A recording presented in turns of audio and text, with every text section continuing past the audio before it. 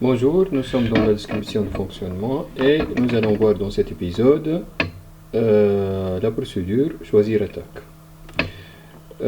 Donc comme vous voyez, il y a plusieurs paramètres, notamment le nombre attaque, le tableau attaque et le tableau résistance qu'on a déjà remplis, qu'on les a déjà remplis lors de la détermination des possibilités d'attaque.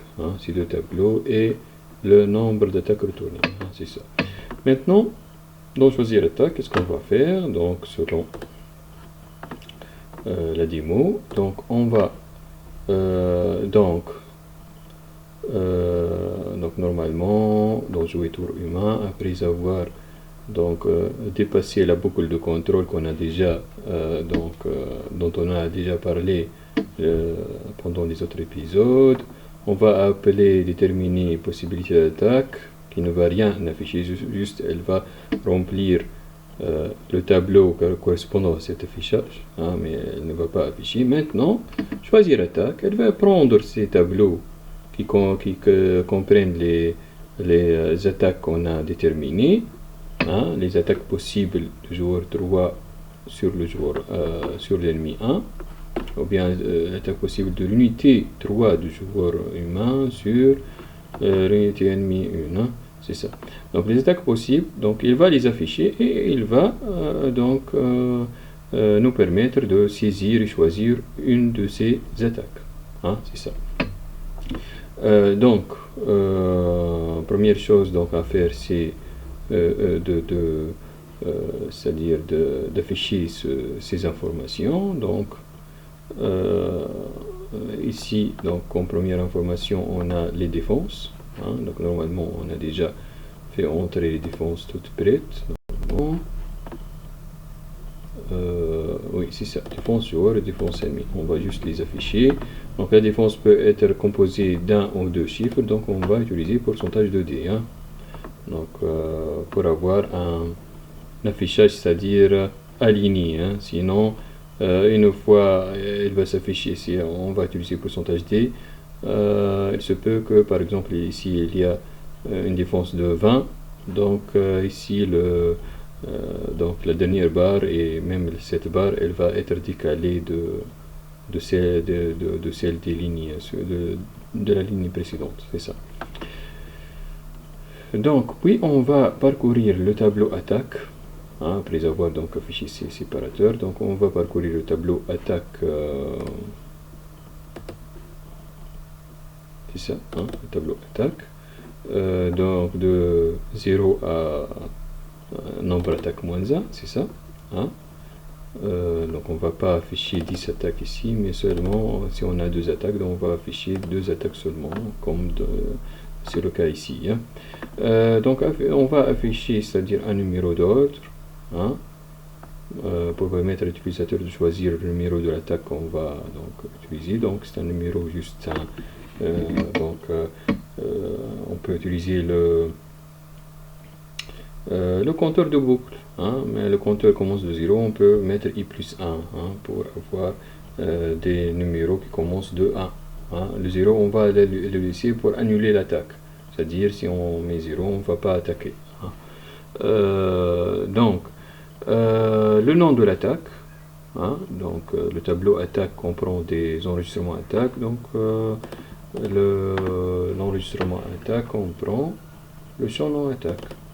Ici, pour avoir aussi un affichage aligné, on va utiliser la même, c'est-à-dire la même astuce qu'on a utilisée dans les tableaux, comme ici l'unité joueur, on a utilisé, on a mis le nom dans une variable de type chaîne de caractères, ici par exemple de 10 caractères. Ici on peut mettre, puisqu'on a des noms d'attaque un peu longs, on peut utiliser une variable type chaîne de caractères de 20 caractères. On détermine la longueur réelle, par exemple ici c'est 5.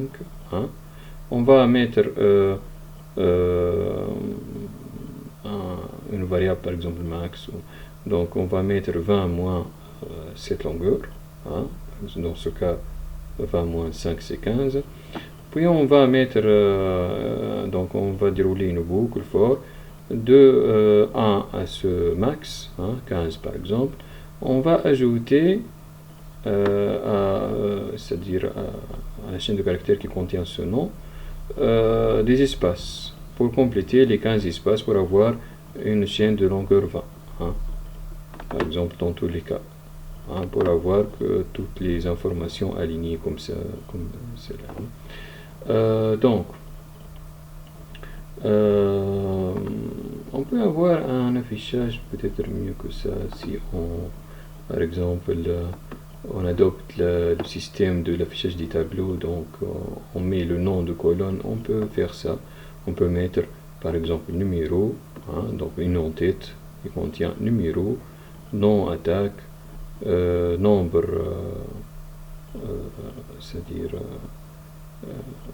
non, c'est pas ça, c'est point de dégâts par attaque.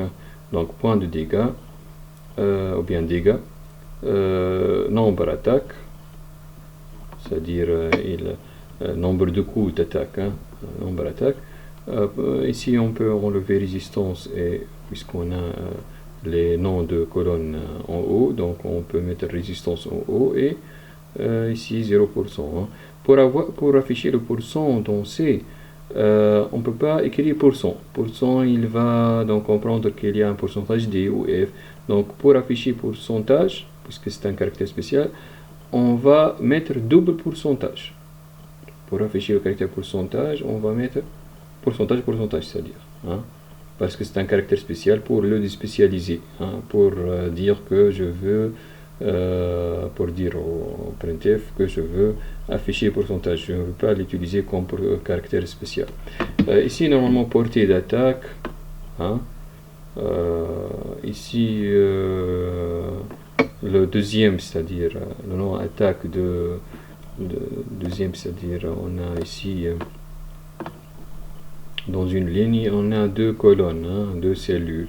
Donc la deuxième cellule maintenant, c'est-à-dire l'attaque de réponse de l'ennemi. Donc le nom de l'attaque et les mêmes informations, c'est ça.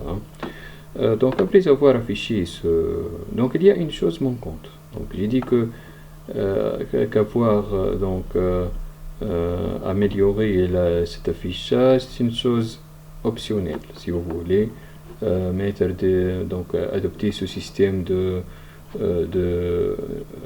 d'en-tête avant les valeurs.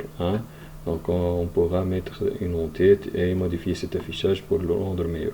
Donc ça c'est optionnel.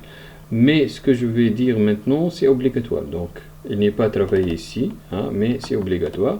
Qu'est-ce qu'on va ajouter? Quelle est la partie obligatoire qu'on va ajouter? C'est la partie alignement et période. Donc elle n'est pas prise en compte ici. Donc dans l'attaque, elle est prise en compte. Dans la fonction attaque, on va voir dans la prochaine vidéo. Donc elle est prise en compte. Mais dans l'affichage, elle n'est pas prise en compte. Donc vous allez la faire, donc la développer. Donc ce que vous allez ajouter par exemple ici on a la défense, quelle que soit l'attaque. Aussi on va donc afficher le bonus d'alignement par exemple.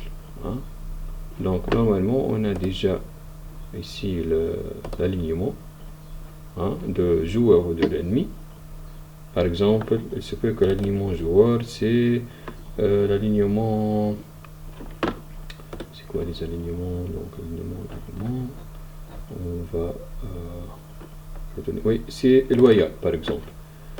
Si on se trouve dans une période de journée, donc on va avoir par exemple ici bonus d'alignement plus 25, ou bien on peut même mettre la période avant cela. Donc avant ce tableau on peut mettre période et on va mettre le nom de période, puis ici bonus alignement, ou bien bonus, c'est pas bonus alignement, c'est mieux, entre parenthèses on va afficher si on a un alignement loyal, c'est-à-dire 0, on va accéder à période.bonus de cet alignement 0 par exemple, et on va avoir ce bonus.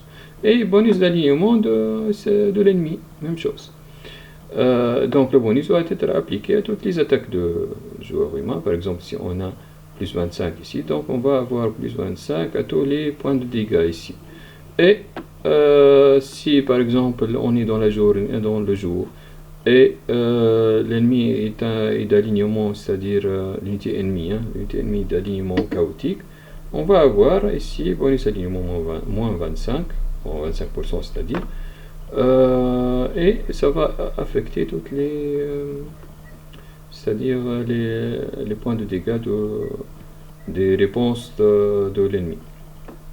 Donc aussi on va ajouter ce bonus, donc on va mettre ici, non pas 6 comme écrit ici, on va mettre entre parenthèses 6 plus le bonus, c'est-à-dire si par exemple on a 25%, on va mettre 6 plus, bon on va pas mettre 1,5, on va mettre 1 par exemple, on va l'arrondir ou bien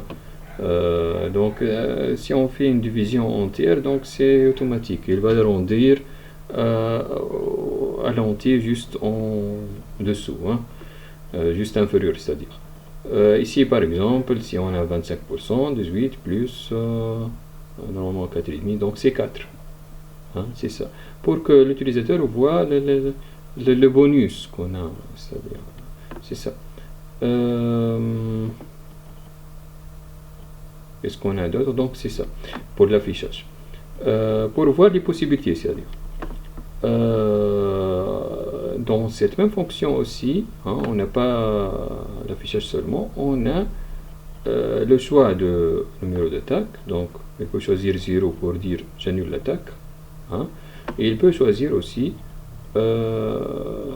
c'est-à-dire l'une des attaques donc existantes. S'il choisit une attaque, qu'est-ce qu'on va faire? On va par exemple ici, on a déjà deux nouveaux tableaux. C'est attaque choisie. Vous voyez que attaque choisie, donc c'est le même format de tableau attaque, sauf que c'est une seule ligne. Donc tableau attaque peut comprendre plusieurs attaques possibles, mais on va choisir une seule attaque. Donc si je choisis une attaque, par exemple attaque, si je choisis 1 par exemple, 1, le 1 il se trouve dans la case 0, donc il faut faire attention, on va mettre toujours le choix, donc choix moins 1, c'est ça, pour avoir l'indice exact. Donc, et on va mettre ce attaque de choix moins 1 dans attaque choisie, c'est ça. Donc, première case, donc attaque de choix moins 1 de 0 dans attaque choisie de 0 et attaque de choix moins 1 de 1 dans choix attaque choisie de 1, c'est ça. Même chose pour résistance, pour avoir la ligne de résistance donc choisie par l'utilisateur, c'est ça. Dans le cas où il annule l'attaque, donc on va mettre normalement, c'est-à-dire on va mettre deux attaques qui ont 0 comme ID attaque et 0 dans la résistance, pour que dans la fonction suivante que va appeler jouer tour humain, c'est l'attaque, normalement il va donc se baser sur ces tableaux. Lorsqu'il va trouver que les ID attaques donc ce sont 0, donc il va comprendre que qu'on n'a pas une attaque à faire, c'est ça. Ou bien on peut dans jouer tour humain, on peut ne pas passer à c'est-à-dire pas passer à l'attaque. Dans ce cas, donc je crois que je vais mettre donc je vais modifier un peu cette fonction pour mettre donc vous allez le trouver. Donc c'est mieux de mettre une valeur de retour pour dire est-ce que l'utilisateur a annulé l'attaque ou bien il a choisi une attaque. C'est mieux de peut-être que c'est mieux que de le comprendre en entrant dans le tableau attaque, etc. Donc c'est ça, hein. Je vais donc modifier un peu la fonction, le module, pour le rendre une fonction qui retourne à la fin. Si on a choisi une attaque, on va mettre 1 pour dire il y a une attaque, hein, il a choisi. Sinon on va mettre 0, hein, comme ça. Si on trouve 1, on va passer à l'attaque. Si on trouve 0, hein, donc on va rien faire, c'est ça, hein.